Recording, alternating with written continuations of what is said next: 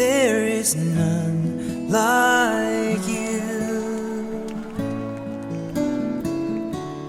No one else can touch my heart like you do. And I could search for all eternity long and find.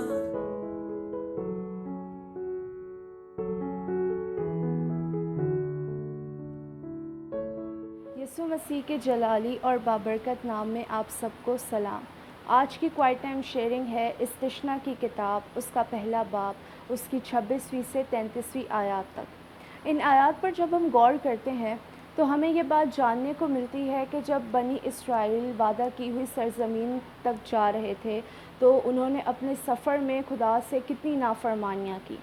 جب موسیٰ نے ان سے کہا کہ اب تم قادس برنی تک پہنچ گئے ہو اور سامنے آموریوں کا کوہستانی ملک ہے، تم لوگ وہاں جاؤ اور وہاں قبضہ کرو اور خوف نہ کرنا، تو بنی اسرائیل نے موسیٰ سے کہا کہ پہلے اس ملک میں جاسوس بھیجے جو کہ اس ملک کا حال ان کو بتا سکیں اور انہیں راستے کے بارے میں اطلاع دے سکیں۔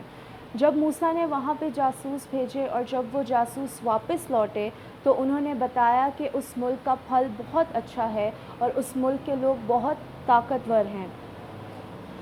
تب بنی اسرائیل کے دل میں یہ خیال آیا کہ شاید جب ہم اس ملک پر قبضہ کریں گے تو وہ لوگ ہمیں گرفتار کر دیں گے یا ہمیں ہلاک کر دیں گے۔ ان کے دل میں یہ خیال آیا کہ شاید خدا کو ان سے نفرت ہے، تبھی خدا ان کو یہاں تک لے کر آیا ہے صرف ہلاک کرنے کے لیے۔ لیکن موسیٰ نے انہیں اس بات کی تسلی دی کہ جو خدا تمہیں مصر کی غلامی سے نکال کر لایا ہے وہی خدا تمہیں آگے بھی تمہارے دشمنوں کو تمہارے آگے جھکا دے گا۔ جب ہم اس کلام پر غور کرتے ہیں تو ہمیں ایک بات سیکھنے کو ملتی ہے کہ جس طرح بنی اسرائیل مشکل حالات میں تھے اور ان کا ایمان اور بھروسہ خداوند پر سے بالکل ہٹ گیا تھا، کیا ہمیں بھی بنی اسرائیل کی طرح اپنے مشکل حالاتوں میں خدا پر ایمان اور بھروسہ کم کرنا ہے؟ اس کلام کو جب ہم پڑھتے ہیں تو ہمیں اپنی زندگی پر غور کرنا ضروری ہے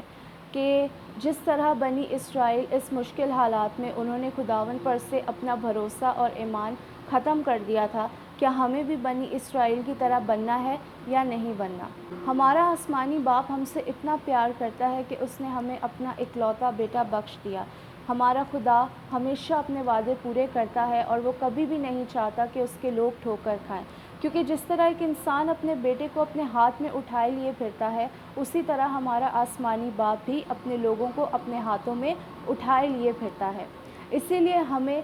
کوئی بھی مشکل ہو، کوئی بھی پریشانی ہو یا جیسے بھی ہماری زندگی میں حالات ہوں، چاہے چھوٹی سے چھوٹی مشکل ہی کیوں نہ ہو، ہمیں خداوند پر سے اپنا ایمان اور اپنا بھروسہ کبھی ختم نہیں کرنا، کیونکہ جب ہم خدا پر ایمان اور بھروسہ رکھ کر اپنی زندگی میں اپنا اگلا قدم اٹھاتے ہیں تو وہ ہمارا قدم بہت کامیاب قدم ہوتا ہے۔